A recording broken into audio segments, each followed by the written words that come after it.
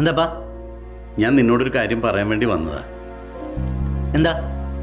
നമുക്കേ ഫോൺ അടിക്കുന്നു, എടുക്ക്. അത് സാറില്ല, ഞാൻ പിന്നെ വിളിച്ചോളാം. നീ സംസാരിക്കേ. ഫെലിക്സ് സാർ, ഒരു മിസ്സിംഗ് കേസോട് റിപ്പോർട്ട് ചെയ്തു. ഞാൻ സാറിന് വിളിച്ചിരുന്നു, പക്ഷേ കിട്ടിയില്ല. ഫെലിക്സ്, ഞാൻ തിരിച്ചു വിളിക്കാം. സാർ, ഞാൻ തിരിച്ചു വിളിക്കാം. Okay sir. പറഞ്ഞോപ്പാ. എന്തിനെത്ര ഉറക്കെ സംസാരിക്കുന്നത്? കുറച്ച് പതിയെ സംസാരിക്കേ. പതുക്കെ സംസാരിക്കാം. ആ, ഇങ്ങനെ സംസാരിച്ച അപ്പഴേ കേൾക്കാൻ പറ്റുമോ? കുറച്ചുകൂടെ പതിയെ. ഇങ്ങനെ സംസാരിച്ച കേൾക്കാമോ? മതി, ഇങ്ങനെ മതി. നമുക്കൊരു ഡ്രൈവ് പോവാം. ആ, നമുക്കൊരു ഡ്രൈവ് പോവാം. ഇപ്പോഴോ? ആ, പോ.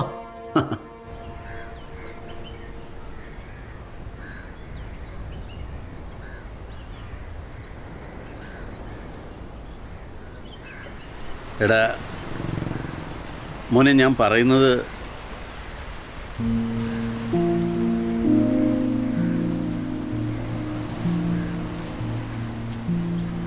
എടാ, അമ്മ പറയുന്നതേ നീ ഈ ജോലി രാജിവെക്കാനാ, എന്നിട്ട് ഞങ്ങളുടെ കൂടെ നിൽക്കാൻ. അതാണ് അവൾക്ക് സന്തോഷം. അവൾക്ക് മാത്രമല്ല, എനിക്കും.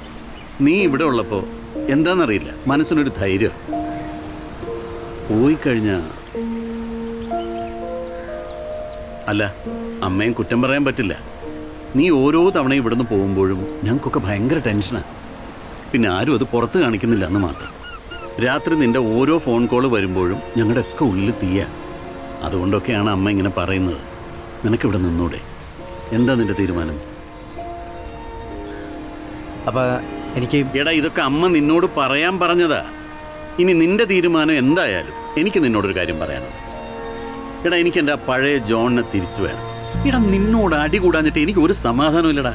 നീ പോയിട്ട് ധൈര്യമായിട്ട് ജോലി കോൺസെൻട്രേറ്റ് ചെയ്യും. അമ്മയോട് കാര്യങ്ങളൊക്കെ ഞാൻ പറഞ്ഞ് മനസ്സിലാക്കിക്കൊള്ളാം. കേട്ടോ മോനെ?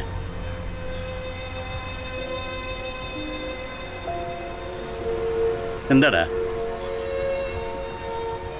പറ. അപ്പം കുറെ കൊല്ലത്തിന് ശേഷം മോനെന്ന് വിളിക്കണേ.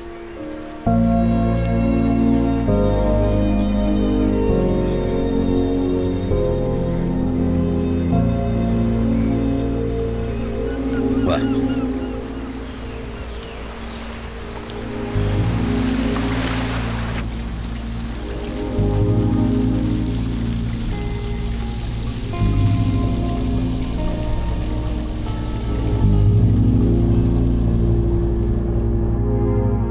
Are you okay, John? Sir, ഇന്ന് ഞാൻ ലീവ് ക്യാൻസൽ ചെയ്ത് ഡ്യൂട്ടിക്ക് കയറാണ്. എന്തിനാണ് ഇത്ര ധൃതി? സാർ, ജോൺ, എന്തിനാണ് ഇത്ര ധൃതി? സാറിൻ്റെ കൺസേൺ എനിക്ക് മനസ്സിലായി. പക്ഷേ ഈ കേസ് എനിക്ക് അന്വേഷിക്കണം സാർ. ഒരുപക്ഷെ ഞാൻ അന്വേഷിക്കാൻ പോകുന്ന അവസാനത്തെ കേസായിരിക്കും ഇത്. അല്ല, ജോണിനെ കൊണ്ട് ഈ കേസ് അന്വേഷിക്കാൻ പറ്റുമെന്ന് എനിക്കറിയാം. പക്ഷേ ഈ ഒരു അവസ്ഥയിൽ എൻ്റെ കുറവുകളെക്കുറിച്ച് എനിക്ക് നല്ല ബോധ്യമുണ്ട് സാർ. പക്ഷേ അത് ഈ കേസിനെ ബാധിക്കില്ല. Believe me. മീഡിയക്കാരുടെ വായടപ്പിക്കാനായിട്ട് ഞാൻ 2 ആഴ്ചത്തെ സമയം പറഞ്ഞിട്ടുണ്ട്. പക്ഷെ അതിനുള്ളിൽ നമുക്ക് ഈ കേസിന്റെ എന്തെങ്കിലും ഹിന്റ് കണ്ടുപിടിച്ചേ പറ്റൂ. Go ahead. Thank you sir.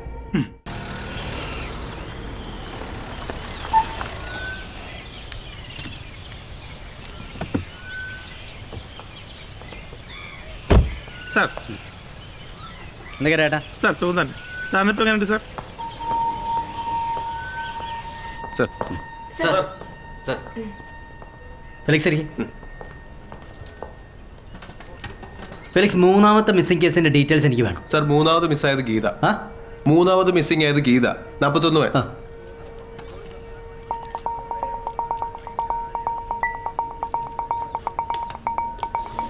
ആ സാർ, 3ാമത് മിസ്സായത് ഒരു ഗീതയാണ്, 41 വയസ്സ്. പള്ളിവാസലാണ് സ്ഥലം. പള്ളിവാസൽ. അതെ. ആ. ഈ ഗീത മിസ്സിംഗ് ആയ ഒരു ഗീതയുടെ ഹസ്ബൻഡ് സുദീപാണ് പോലീസിനെ അറിയിക്കുന്നത്. സുദീപ്. ഇവരുടെ കല്യാണം കഴിഞ്ഞിട്ട് 18 വർഷമായി. ഇതുവരെ കുട്ടികളില്ല. അതുകൊണ്ട് ഇവർ മലയാറ്റൂർ പള്ളിയിൽ ഒരു നേർച്ച നടന്നുണ്ട്. 101 വീടുകൾ കയറി നേർച്ച എടുക്കാമെന്ന്. പിന്നെ ഞാൻ സുദീപ് ജോലിക്ക് പോയ സമയത്താണ് ഗീത നേർച്ച വാങ്ങാനായി വീടുകളിലേക്ക് പോയത്. എങ്ങോട്ടാണ് പോയതെന്ന് സുദീപിനോ വീടിനടുത്തുള്ളവർക്കും അറിയില്ല. Sir, fine.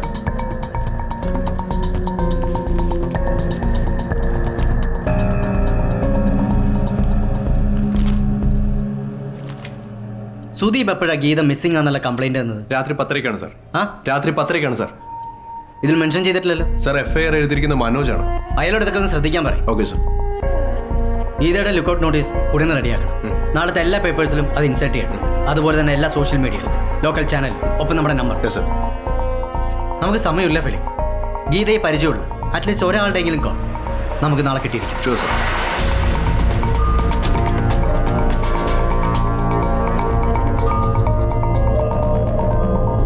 ഈ ഫോട്ടോയിൽ കാണുന്ന ഗീത എന്ന സ്ത്രീയെ ഓഗസ്റ്റ് 20 മുതൽ കാണാനില്ല. ഇവരെ കുറിച്ച് എന്തെങ്കിലും വിവരം ലഭിക്കുന്നവർ ദേവികുളം പോലീസ് സ്റ്റേഷനുമായി ബന്ധപ്പെടുക.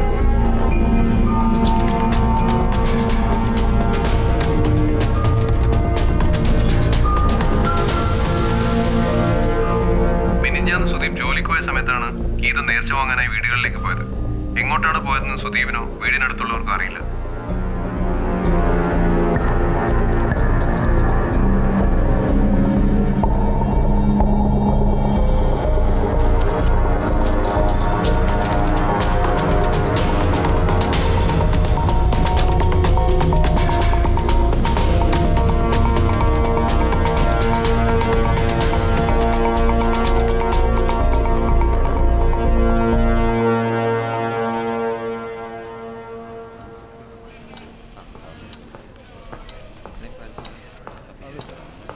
സാർ, എന്താ ഫെലിക്സ് കാര്യങ്ങൾ? ഇതുവരെ കോളൊന്നും വന്നില്ല സാർ.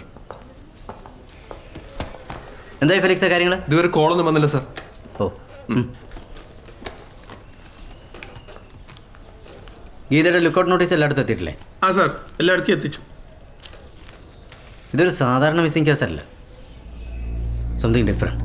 അതെന്താ സാർ അങ്ങനെ തോന്നാനുള്ള കാരണം അതെ, അത് നമ്മുടെ കേസ് അന്വേഷണത്തിൽ മിസ്സിംഗ് ആയ 3 വിക്ടിംസ് തമ്മിലും യാതൊരു ബന്ധവുമില്ല. അതായത് ഏജ്, ജെൻഡർ, പ്രൊഫഷൻ എല്ലാം ഡിഫറെൻ്റ് ആണ്. അതായത് ഒരു റാൻഡം ആയിട്ടുള്ള സെലക്ഷൻ. ആദ്യത്തെ മിസ്സിംഗ് കേസിൽ നിന്നും ഒരു കാര്യം വ്യക്തമാണ്. വർഗീസിൻ്റെ മൊഴി അനുസരിച്ച് പ്രകാശൻ ആക്സിഡൻറ്റിന് ശേഷം റോഡിൽ തന്നെ കിടക്കുകയായിരുന്നു. വർഗീസ് പോയതിന് ശേഷമാണ് പ്രകാശൻ മിസ്സിംഗ് ആയത്. അതായത് ഇതിൻ്റെ പിന്നിലുള്ളവരുടെ ടാർഗറ്റ് എന്ന് പറയുന്നത് പ്രകാശനല്ല. പ്രകാശൻ അവരുടെ മുന്നിലേക്ക് ആക്സിഡൻ്റിൽ കയറി വന്നിട്ടുള്ള ഇര മാത്രമാണ്. ഒരുപക്ഷെ ഇവരുടെ രീതി ഇത് തന്നെയായിരിക്കാം. ഇരകളെ പിടിക്കുകയല്ല, ഇവരുടെ മുന്നിൽ ഇതുപോലെ അൺഎക്സ്പെക്റ്റഡ് ആയിട്ട് വരുന്നവരെ ഇരകളാക്കുകയാണ്. അതുകൊണ്ടാണ് ഈ റാൻഡം സെലക്ഷൻ. അങ്ങനെയാണെങ്കിൽ സാർ എന്തായിരിക്കും ഇതിൻ്റെ മോട്ടീവ്? No idea. എന്തായാലും ആദ്യത്തെ 2 മിസ്സിംഗ് കേസുകളും തമ്മിൽ ഒരു പൊതു സ്വഭാവമുണ്ട്. 2 ഇൻസിഡൻസും നടന്നത് ഒരൊറ്റപ്പെട്ട സ്ഥലത്തു നിന്നാണ്. അപ്പോൾ ഈ മിസ്സിംഗ് നടന്നിട്ടുണ്ടാവുക ഒരൊറ്റപ്പെട്ട സ്ഥലത്തു നിന്നായിരിക്കണം. സാർ, എനിക്കൊരു സംശയം. ചേട്ടാ, കുറച്ച് ശബ്ദത്തിൽ പറയൂ. സാർ, എനിക്കൊരു സംശയം. ഈ ഗീത ഒരു നേർച്ചയ്ക്ക് വേണ്ടിയല്ലേ വീട്ടിൽ നിന്ന് ഇറങ്ങി പുറപ്പെട്ട്? അപ്പോൾ ഒരു ഒറ്റപ്പെട്ട സ്ഥലത്തേക്ക് പോവോ? കുറച്ച് അധികം വീടുള്ളൊരു സ്ഥലത്തേക്കല്ലേ പോവാൻ സാധ്യത കൂടുതൽ? ഞാൻ പറഞ്ഞല്ലോ ഒരായിട്ടാ, ഇതെൻ്റെ ഒരു തോന്നൽ മാത്രമാണ്. എന്തായാലും ഗീത പള്ളിവാസൽ നിന്നും ഒരു 3-4 കിലോമീറ്റർ ചുറ്റളവിൽ മൂവ് ചെയ്യാൻ ചാൻസ് ഉള്ളൂ. അങ്ങനെയാണെങ്കിൽ ഈ ഗീത മൂവ് ചെയ്യാൻ ചാൻസ് ഉള്ള സ്ഥലങ്ങൾ ഇതൊക്കെയാണ്: ചിത്തരപുരം, പോത്തമേട്, ഓൾഡ് മൂന്നാർ, ആറ്റുകാട്. ഇതിൽ ഒറ്റപ്പെട്ട സ്ഥലം എന്ന് പറയുന്നത്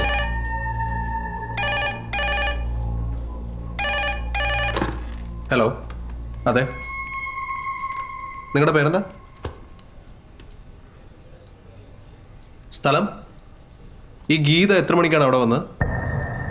ഓക്കെ സാർ, സ്ഥലം ആറ്റുകാട്. ചേട്ടാ, വണ്ടി എടുത്തു. സാർ